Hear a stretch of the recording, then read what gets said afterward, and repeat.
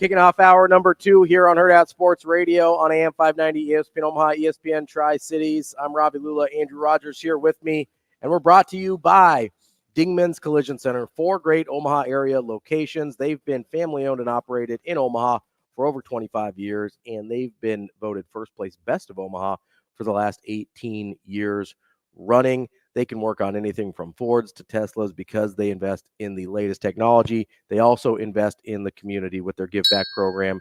They make a donation for every car repaired. Visit dingmans.com for more information. Joining us now to give us a little bit more information on all things Nebraska is our guy, Mitch Sherman from The Athletic. Mitch, how are you this morning? I'm doing well. Ravi, how are you? We are doing pretty good, just trying to keep our heads above water with the transfer portal stuff and trying to figure out what happened between the first and second half of Nebraska basketball last night. As you kind of watched that game against Minnesota, what level of concern rose up for you? Because as I'm kind of watching, I was like, I think there's some things here that might not be quick fixes. Yeah, Robbie, I went to bed when Nebraska was up big, or at least I went and laid down in bed and turned the game off. So, clearly I'm not covering Nebraska basketball every day. I was at the Creighton game on Sunday, and that was, of course, the disappointing outcome for Nebraska. Also, good day for Creighton, but not for Fred Hoiberg's team. And then last night I did watch the first half and thought, okay, this is a snoozer, and I don't need to stay with this thing. Saw the score when I woke up this morning and thought, well, I guess this group of Huskers who looked pretty good in their first 7 games against suspect competition, they're not ready. And that was what I thought on Sunday. In my takeaway was Nebraska's just not ready for prime time.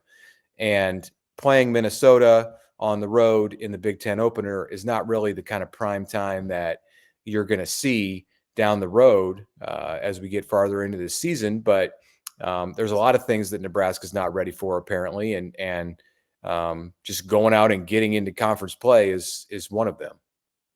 Now, Mitch, changing gears to that transfer portal that Ravi was alluding to when we opened things up. 5 quarterbacks have been linked to Nebraska already in the portal. You have Will Howard, Sam Levitt, Kyle McCord, his name popping up yesterday, Blake Shapen, Cam Ward. Whose characteristics and skill sets would you say best match up with what Nebraska wants to do? Well, what does Nebraska want to do? I think that's the first question. That's a good question. Yeah, and I think that's going to depend on how the roster looks. This is defensively, we know what Nebraska wants to do. You watch the scheme that Tony White installed, and you watch Nebraska play in 2023. And it's pretty clear the path that Nebraska is on defensively.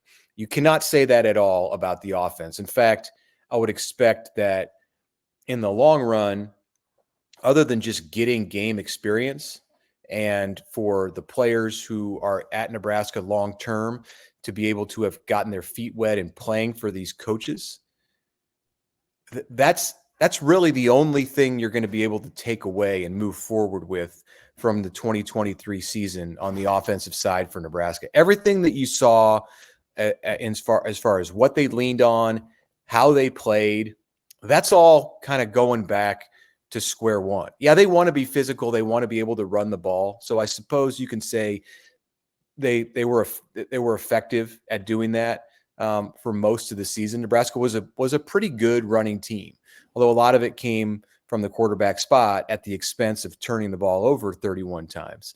So that's not good, and that's not something you want to build on. So it's hard to answer the question about which of the quarterbacks that Nebraska is looking at in the portal, and the guy they ultimately end up getting might not be one of these 5. It still could be someone who pops up on the radar or gets an offer or takes a visit to Lincoln that we don't have wind of yet. But I look at Sam Levitt and I see a guy who is mobile, but not a quarterback that you're going to expect to run for 100 yards, has a good arm, can seemingly stay in the pocket. Limited sample size. He only played in 4 games at Michigan State this season, but based on his pedigree, what he did in high school, he looks like a guy who would fit what I think Nebraska wants to do offensively moving forward.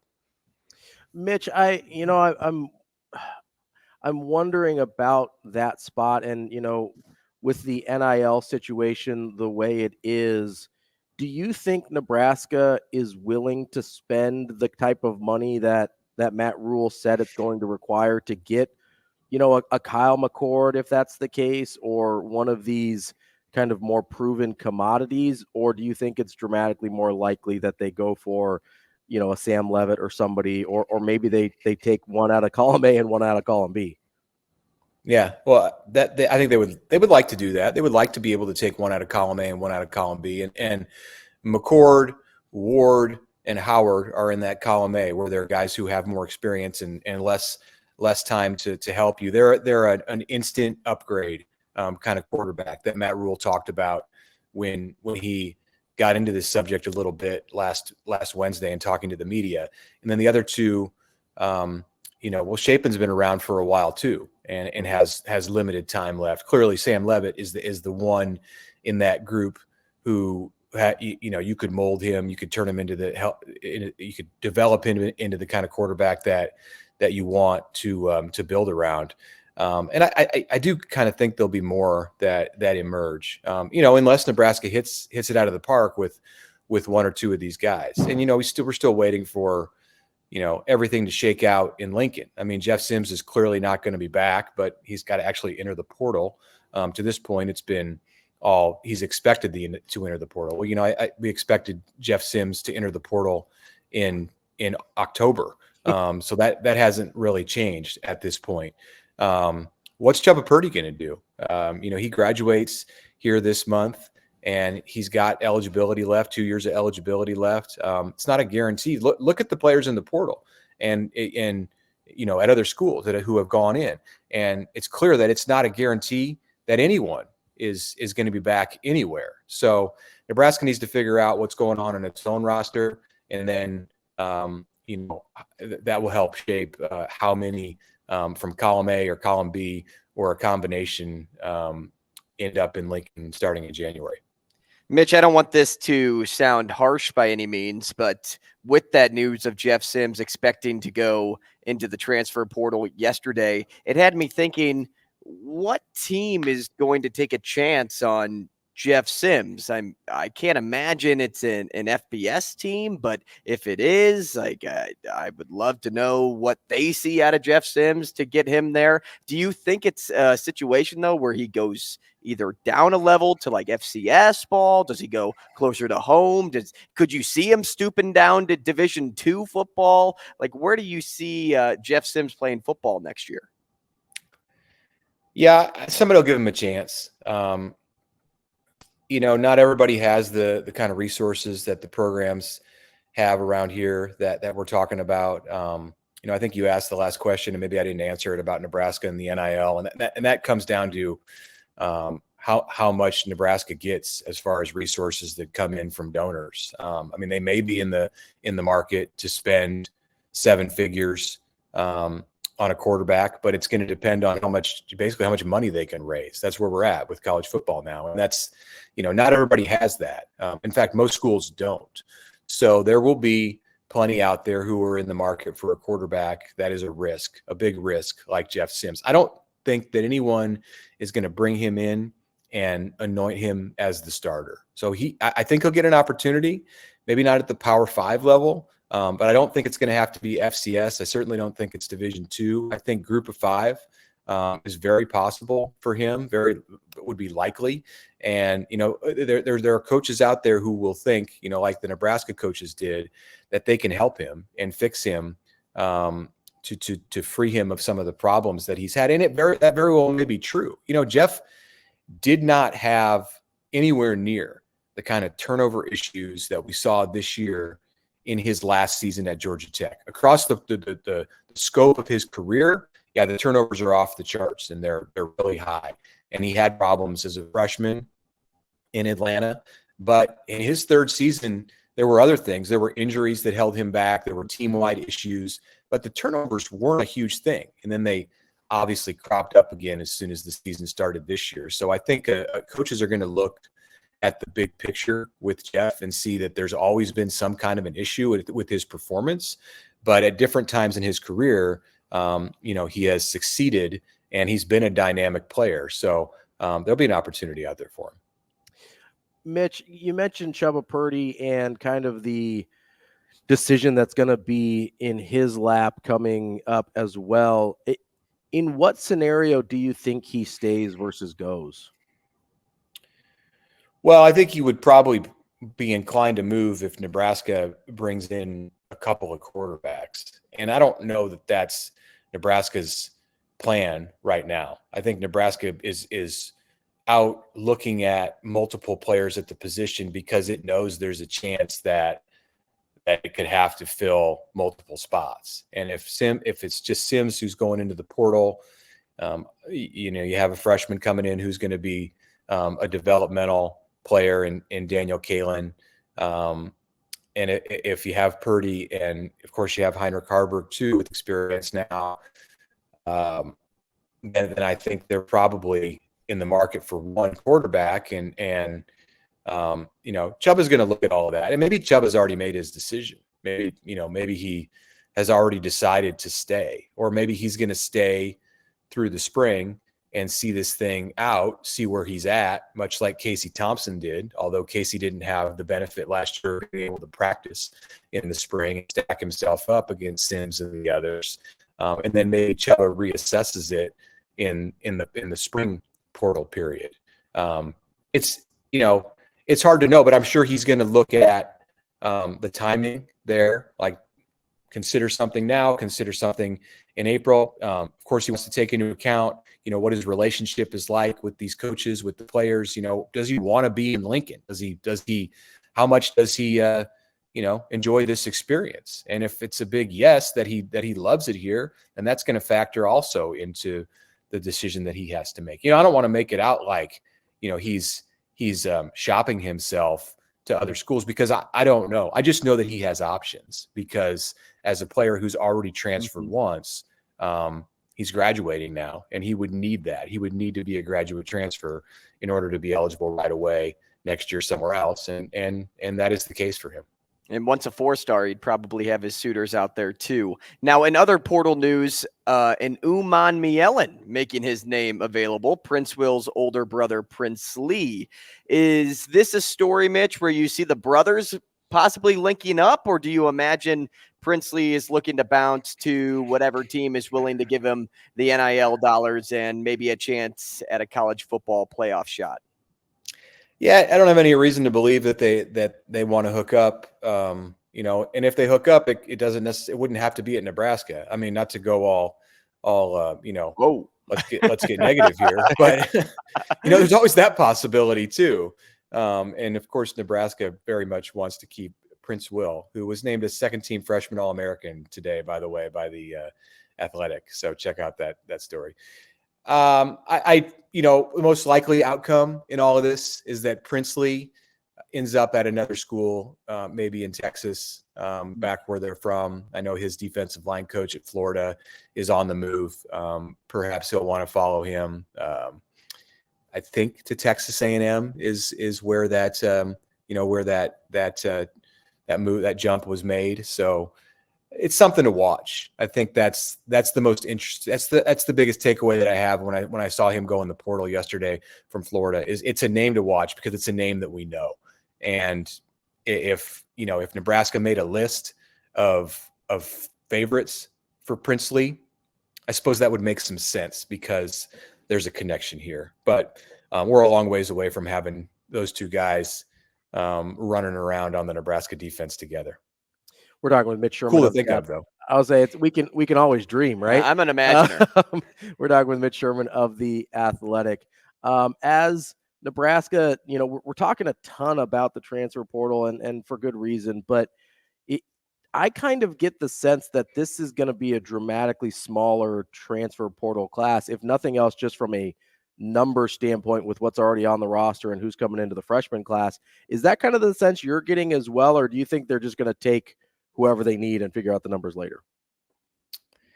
Yeah, you can do that to a certain level, but they're kind of at the point, or they're getting closer to the point with the numbers that they have to think about it, unless they want to be the kind of program that Matt Rule has said he doesn't want to run, where you're just telling players to get lost.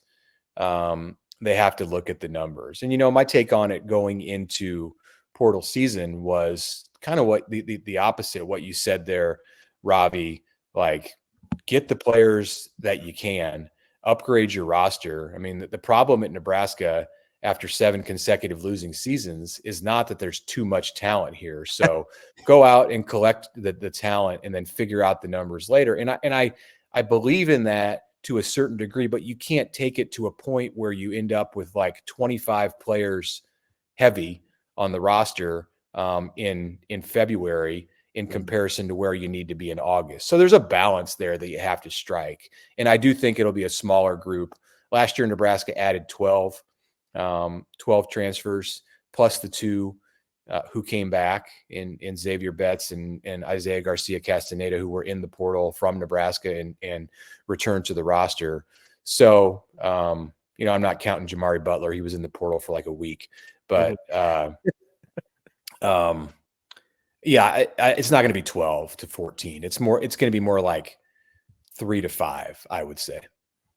Now, Mitch, away from the heavily coveted quarterback position in the portal, where Nebraska could probably use some extra help is at the wide receiver position, the offensive line, maybe even the linebacker spot. We got into that a little bit yesterday. I'm cool with the development and promotion approach, but it's nice to add or to have that added depth at those positions. If you were only able to choose one from the portal, which group would benefit most right away? Outside of quarterback? Outside of quarterback, out of those 3 that I labeled.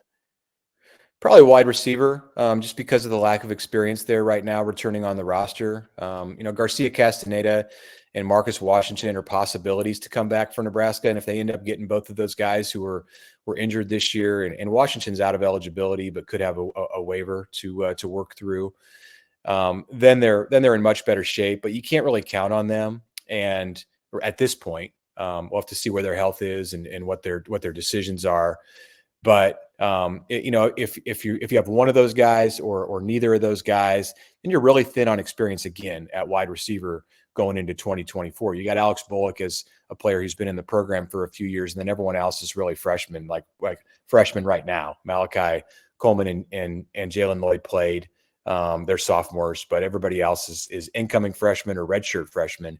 And I think you'd like more experience than that to help your new quarterback or your returning quarterback, whoever it might be. So yeah, receiver to me is a place where, and Nebraska's had success, more success in recruiting impact wide receivers in recent years out of the portal than it has at any other position. So like the next Samari Toure, who's kicking around the FCS and can come in and play at Nebraska for 1 year and then go off to the NFL. That's a guy who would be like the ideal candidate to come in and fix up that room.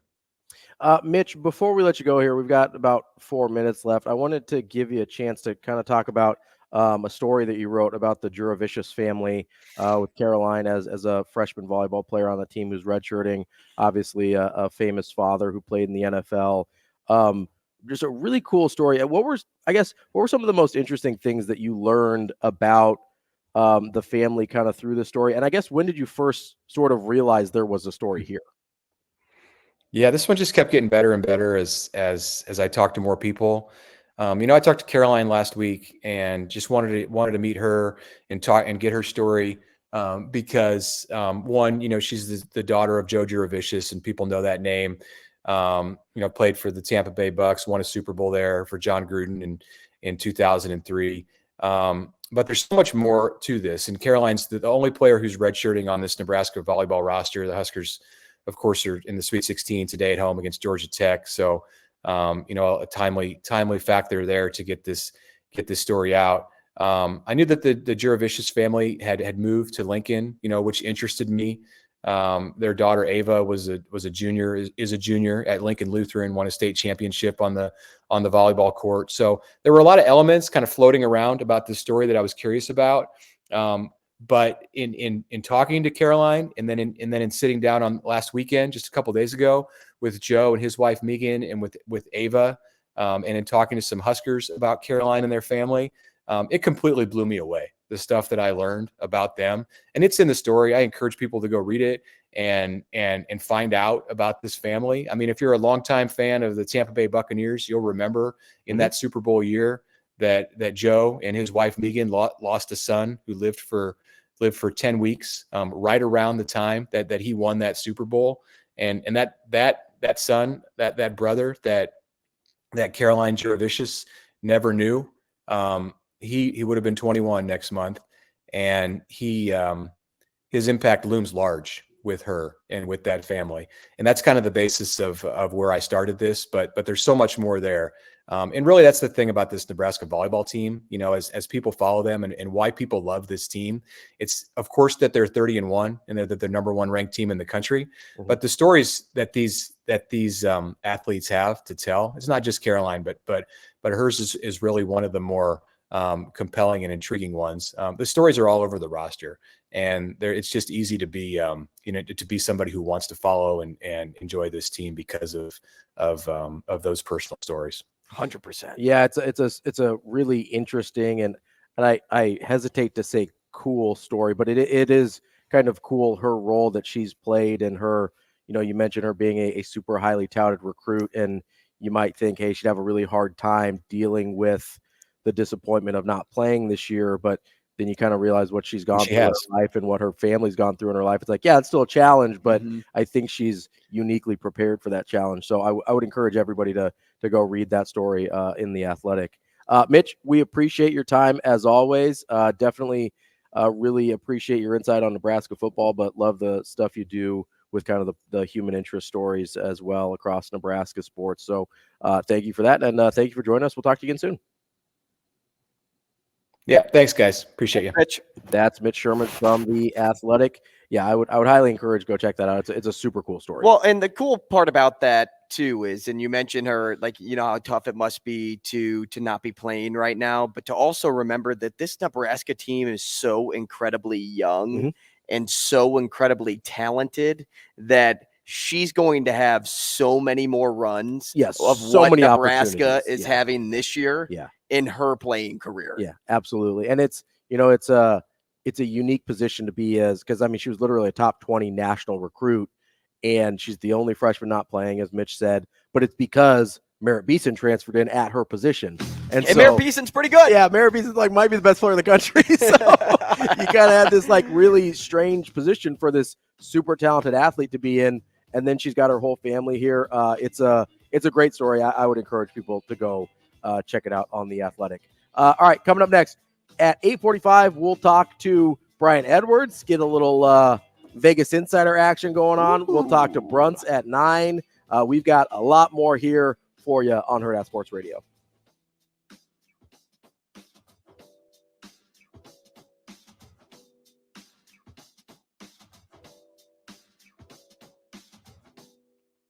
We will be back